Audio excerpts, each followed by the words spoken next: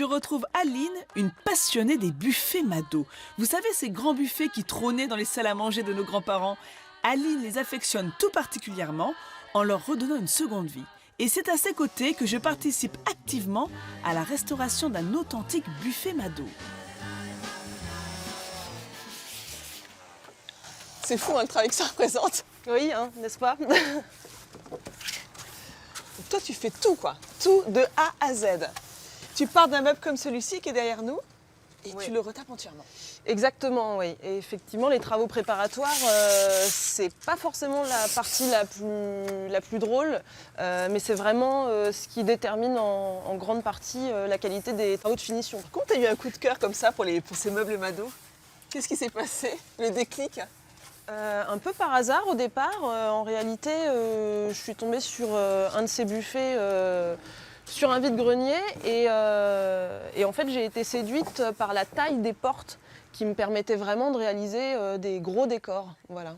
Et puis au-delà de ça, c'est vrai que je suis une passionnée des années 50 et ces meubles sont vraiment caractéristiques de ces années-là. Je trouve ça chouette de pouvoir retravailler dessus et leur offrir une seconde chance. Donc ça va vraiment dans la tendance de recyclage de nos vieux meubles. Ça tombe bien, ça vient à la mode. Exactement, ouais, avec la mode du vintage, tout à fait.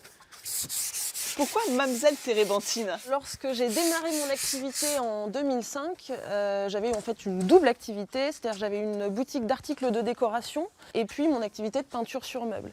Et ma boutique s'appelait Térébenthine.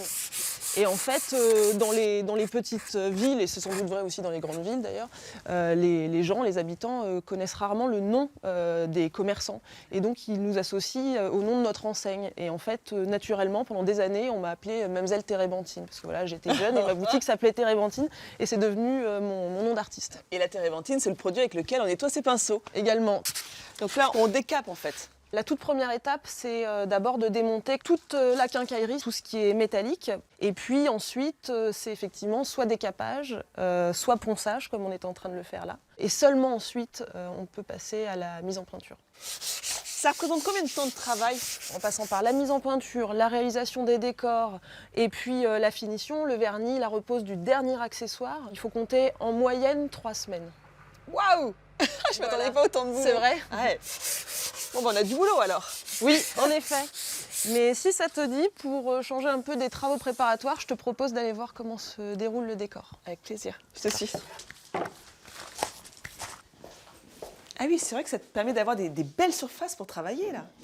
Oui, tout à fait. Même si là, exceptionnellement, je ne suis pas sur un buffet Mado. Comment ça? Voilà, c'est une demande un petit peu exceptionnelle qui m'a été faite par un artisan, mais je me propose de t'expliquer quand même comment je procède, puisque c'est exactement la même manière de faire. Le client m'avait donné quelques directives, puisqu'en fait c'est une potence, donc le décor est recto verso.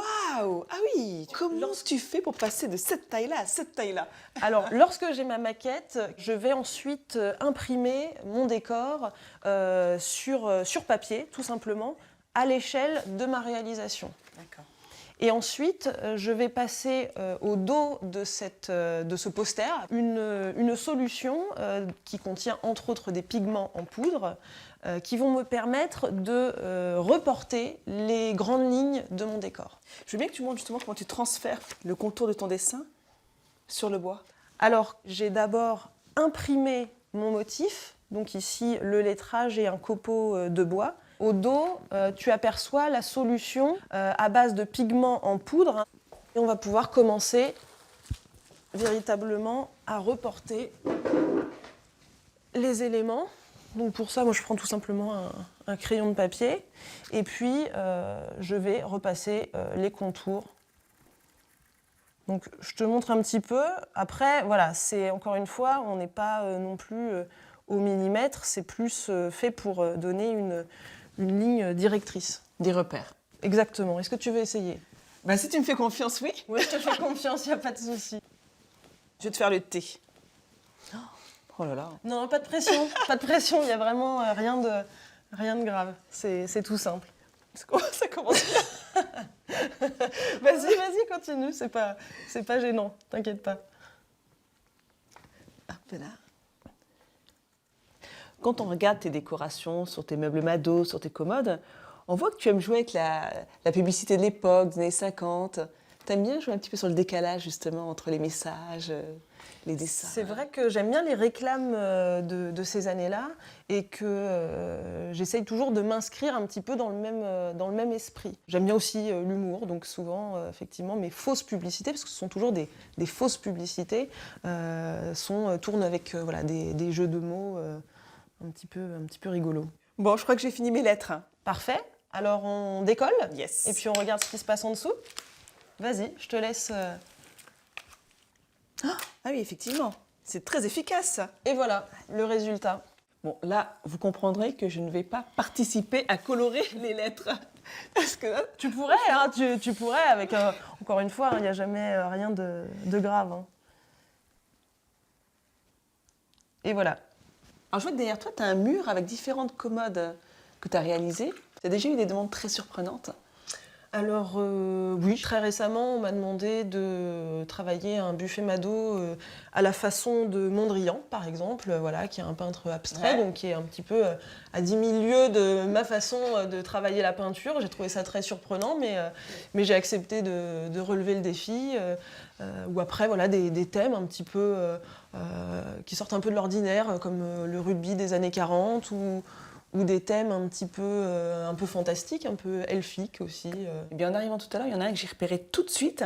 C'est celui-là, que je trouve vraiment très beau. C'est le petit dernier de l'atelier. Alors en fait, c'est celui-ci qui a été réalisé donc sur la thématique du film Le fabuleux destin d'Amélie Poulain. Ouais, on reconnaît tous les personnages. Tous les éléments de décor en fait sont tirés ou inspirés par le film. Puis les poignées des tiroirs en petites cuillères, ça aussi, c'est une belle idée. La fameuse petite cuillère d'Amélie Poulain. Rendez-vous demain 17h, manège de Montmartre, près de la cabine téléphonique. Munissez-vous d'une pièce de 5 francs. Ouais, tout à fait. Écoute, merci beaucoup, Alina. Mademoiselle Térébenthine. C'était un plaisir. Vous l'avez vu, Aline est une passionnée. Elle fourmille sans cesse d'idées. Si vous aimez donc le vintage et les années 50, vous savez à présent vers qui vous tournez.